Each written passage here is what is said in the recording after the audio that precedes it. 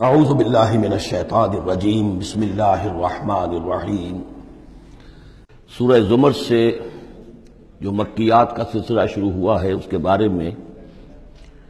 ایک تو اصولی بات میں یہ بتا چکا ہوں کہ یہ تمام مکی صورتیں جو ہیں ان میں اگرچہ جو مکی صورتوں کے عام مضامین ہیں وہ بھی آئیں گے، دہرا کر آئیں گے، آخرت کا بھی ذکر ہوگا، توحید کا بھی ہوگا، رسالت کا ذکر ہوگا، اللہ کی نعمتوں کا ذکر ہوگا، تذکیر بآلاء اللہ بھی، تذکیر بایام اللہ بھی، لیکن یہ کہ ان میں خاص طور پر توحید جو ہے گویا کہ اس پورے گروپ کا جو عمود ہے وہ توحید ہے۔ ان میں سے بھی جو یہ چار صورتیں آ رہی ہیں، سورہ زمر اور سورہ مومن، سورہ زمر ہم پڑھ چکے ہیں، سورہ مومن کا تھوڑا سا حصہ رہ گیا ہے، پھر سورہ حامیم السجدہ ہے، پھر سورہ شورى ہے۔ یہ چار صورتیں ایک خاص اعتبار سے بڑی اہمیت کی حامل ہیں۔ توحید عملی یعنی توحید ایک عقیدے کی ہے جیسے کہ میں نے کل عرض کیا تھا، اور ایک ہے عمل میں توحید، جس کے لیے کہ حضور کا یہ خطبے کے اندر بھی الفاظ آتے ہیں وحد اللہ یا ایھا الذین آمنوا یا ایھا الناس وحد اللہ،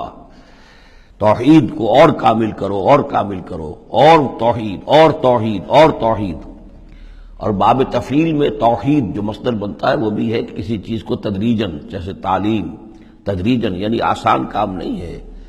توحید پر انسان کا کاربند ہونا جو ہے یہ مسلسل محنت اور مشقت چاہتا ہے۔ اب اس میں وہ بات ذرا ایڈ کر لیجئے جو بالکل شروع میں نے تعارف قرآن کے ضمن میں جو گفتگو ہوئی تھی تو اس میں آپ کو بتائی تھی کہ جیسے قرآن مجید کی ہر آیت اپنی جگہ پر علم و حکمت کا ایک موتی ہے، لیکن جو آیات ملا دی جاتی ہیں ایک صورت کی شکل میں، ان کی مثال ایسے ہے کہ جیسے ایک ڈور کے اندر موتیوں کو پرو دیا گیا ہے۔ اب یہ جو ترتیب ہے اس سے اس کے اندر ایک نیا حسن پیدا ہوتا ہے۔ اسی طریقے سے پھر صورتیں ہیں وہ بھی ڈوروں کے اندر پروئی ہوئی ہیں، مکی صورتیں مدنی صورتیں، دونوں کا گروپ بن گیا، پھر مکی صورتیں، پھر مدنی صورتیں، ان کے بھی عمود ہیں۔ اب ظاہر بات ہے کہ عام طور پر تو مکیات اور مدنیات کے مضامین بہت کچھ مشابہ ہوں گے، کتاباً متشابہاً، جیسا کہ ہم پڑھ چکے ہیں سورہ زمر میں۔ اور یہ آپ کو معلوم ہے کہ ڈور تو بڑی ایسی چیز ہوتی ہے جو نظر بھی نہیں آتی ہے، وہ تو ہار کے موتی نظر آ رہے ہیں، اسی طریقے سے صورتیں نظر آ رہی ہیں، ڈور جو ہے وہ تلاش کرنی پڑتی ہے کہ مرکزی مضمون کیا ہے، ان دونوں کو اس ربط کے اندر مربوط کرنے والی بات کون سی ہے۔ تو ہم نے دیکھا کہ سورہ مومن اور سورہ زمر میں توحید عملی انفرادی سطح پر اس کا مضمون مکمل ہو گیا۔ توحید عملی کا ایک پہلو یہ سامنے آیا کہ اللہ کی بندگی کی جائے، عبادت کی جائے، لیکن اطاعت کو اس کے لیے خالص کرتے ہوئے، یہ گویا کہ توحید ہے عملی۔ اسی کا دوسرا رخ ہے اور یہ داخلی رخ ہے، دعا کی جائے اللہ سے، لیکن دعا بھی کی جائے اللہ کے لیے اپنی اطاعت کو خالص کرتے ہوئے۔ چنانچہ ان دونوں صورتوں کو جوڑنے والے جو الفاظ ہیں، جو ڈور ہے اس میں، وہ کیا ہے؟ مخلصین لہ الدین، فاعبد اللہ مخلصا لہ الدین، بس اللہ کی بندگی کرو، اس کے لیے اپنی عبادت اور اطاعت کو خالص کرتے ہوئے۔ فادعوا اللہ مخلصین لہ الدین، اور یہ سورہ مومن میں جو مضمون آیا، دو مرتبہ تو یہ الفاظ آئے فادعوا اللہ مخلصین لہ الدین، تو یہ در حقیقت یہ ہے کہ جو وہ ڈور کی حیثیت رکھتے ہیں کہ جنہوں نے ان دونوں صورتوں کو جوڑا، اور گویا کہ اس طریقے سے انفرادی سطح پر توحید عملی کا مضمون مکمل ہو گیا۔ اب اس کے بعد چلے گا معاملہ آگے، وہ سورہ حامیم السجدہ میں فرد سے اب بات آگے بڑھے گی، اجتماعیت اور فرد کے درمیان۔ اجتماعی سطح پر توحید کو قائم کرنے کے لیے سب سے پہلا مرحلہ ہوگا دعوت توحید، کہ لوگوں کو توحید کا قائل کیا جائے، یہ توحید ان کے دلوں میں بھی جاگزی ہو جائے، بہت سے لوگ توحید کے اوپر کاربند ہو جائیں، پھر یہ لوگ مل جل کر جد و جہد کریں گے تو پورے نظام کو بھی توحید میں لے آئیں گے کہ اللہ تعالیٰ کا دین پورے کے پورے نظام پر غالب ہو جائے۔ اب یہ ہے ترتیب کے جو ان صورتوں کے مابین ہے۔ جہاں تک سورہ مومن میں دعا کا معاملہ تھا، وہ تو ہماری جو آیت ہم پڑھ چکے ہیں، آیت نمبر 65، اس پر گویا کہ اس کا عمود کا معاملہ تو اس صورت کے اندر مکمل ہو چکا ہے۔ آیت تھی هو الحی لا الہ الا هو فادعوہ مخلصین لہ الدین الحمد للہ رب العالمین، گویا کہ اس عمود کے اعتبار سے تو صورت وہاں ختم ہو گئی۔ اب یہ مزید مضامین ہیں، اور یہ وہی مضامین ہیں کہ جو مکی صورتوں میں آتے ہیں، بار بار آتے ہیں، اسلوب بدلا ہوا ہے، ترتیب بدلی ہوئی ہے، لیکن ہیں وہی چیزیں۔ اب انہی سے مسئلہ یہ ہے هو الذی خلقکم من تراب ثم من نطفۃ، وہی ہے کہ جس نے تمہیں پیدا کیا پہلے مٹی سے،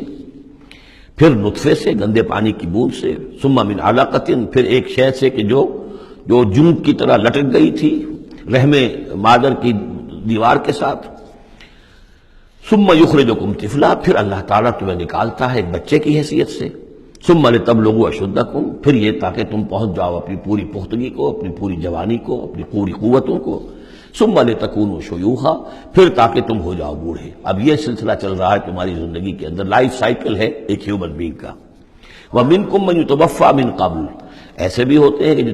تم میں سے اس سے پہلے ہی جنہیں قبض کر لیا جاتا ہے، جنہیں وفات دے دی جاتی ہے، بڑھاپے تک پہنچتے ہی نہیں،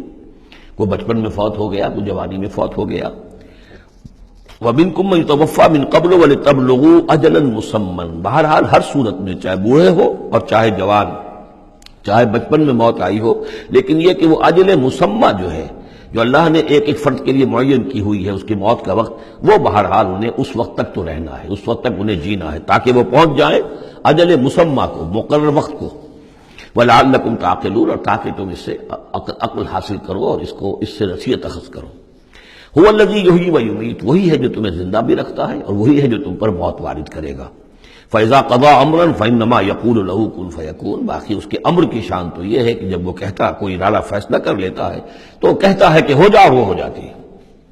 أَلَمْ تَرَ إِلَى الَّذِينَ يُجَادِلُونَ فِي آيَاتِ اللَّهِ أَنَّىٰ يُصْرَفُونَ، کیا تم نے غور نہیں کیا ان لوگوں کے حال پر؟ لفظی ترجمہ تو ہوگا کیا تم نے دیکھا نہیں، لیکن یہ کہ مفہوم کیا ہے، تم نے غور نہیں کیا۔ أَلَمْ تَرَ إِلَى الَّذِينَ يُجَادِلُونَ فِي آيَاتِ اللَّهِ، جو اللہ تعالیٰ کی آیات میں جھگڑ رہے ہیں، بحث و تبحیث کر رہے ہیں، انا یصرفون، وہ کہاں سے پھرائے جا رہے ہیں، یعنی حق کے قریب پہنچ کر لوٹائے جا رہے ہیں۔ قسمت کی خوبی دیکھیے، ٹوٹی کہاں کمند، دو چار ہاتھ جب کہ لبے بام رہ گیا۔ انہیں محمد کا دور نصیب ہوا صلی اللہ علیہ وسلم، ان کا قرب نصیب ہوا، اسی شہر میں بس رہے ہیں، کتنی بڑی بڑی نعمتیں ان پر اللہ تعالیٰ کی ہوئی ہیں۔ فانا یصرفون، کہاں سے یہ لوٹائے جا رہے ہیں، کہاں سے پھرائے جا رہے ہیں۔ الذین کذبوا بالکتاب، وہ لوگ کہ جنہوں نے جھٹلایا کتاب کو، وَبِمَا أَرْسَلْنَا بِهِ رُسُلَنَا، اور ان چیزوں کو جھٹلایا جو دے کر ہم نے بھیجا اپنے رسولوں کو، فَسَوْفَ يَعْلَمُونَ، تو پھر کچھ وقت کی بات ہے، انہیں معلوم ہو جائے گا، حقیقت ان پر منکشف ہو جائے گی۔ اِذِ الْأَغْلَالُ فِي أَعْنَاقِهِمْ، جبکہ طوق ان کے گردنوں میں پڑے ہوں گے، وَالسَّلَاسِلُ، اور زنجیروں میں وہ جکڑے ہوں گے، يُسْحَبُونَ، اور گھسیٹے جائیں گے، فی الحمیم، کھولتے پانی میں، ثم فی النار یسجرون، اور پھر انہیں آگ کے اندر جھونک دیا جائے گا۔ ثم قیل لہم این ما کنتم تشرکون، پھر ان سے کہا جائے گا کہاں ہیں وہ جنہیں تم شریک کیا کرتے تھے، من دون اللہ، اللہ کے سوا۔ قالوا ضلوا عنا، وہ کہیں گے سب گم ہو گئے، کھوئے گئے۔ بل لم ندعو من قبل شیئا، بلکہ اے اللہ اب تو ہم پر یہ حقیقت واضح ہو گئی کہ ہم جو پکارتے تھے ان کی کوئی حقیقت تھی ہی نہیں، یعنی ہم پکار رہے تھے سمجھ کر کہ کوئی معبود ہے، وہ تو تھے ہی نہیں، ہم نہیں پکار رہے تھے کسی بھی شے کو، کوئی شے تھی ہی نہیں، اس کا وجود ہی نہیں تھا۔ کذالک یضل اللہ الکافرین، اس طرح اللہ تعالیٰ بھٹکا دیتا ہے کافروں کو۔ ذالکم بما کنتم تفرحون فی الارض، اور یہ سب اس لیے ہوا کہ تم زمین میں اترا رہے تھے، بڑے خوش و خرم تھے، جو بھی ہم نے کچھ دے دلا دیا تھا، تو وہ جو ہلدی کی گانٹھ مل جائے کسی کو اور وہ پنساری بن بیٹھے تو تمہارا حال وہ تھا۔ تفرحون فی الارض بغیر الحق، بغیر اس کے کہ تمہیں اس کا حق پہنچتا، وبما کنتم تمرحون، اور اتراتے بھی تھے، اکڑتے بھی تھے۔ ادخلوا ابواب جہنم خالدین فیہا، داخل ہو جاؤ جہنم کے دروازوں میں، وہاں سدا رہنے کے لیے۔ فبئس مثوى المتکبرین، تو بہت ہی برا ہے یہ ٹھکانہ متکبرین کا، تکبر کرنے والوں کا۔ صدق اللہ العظیم۔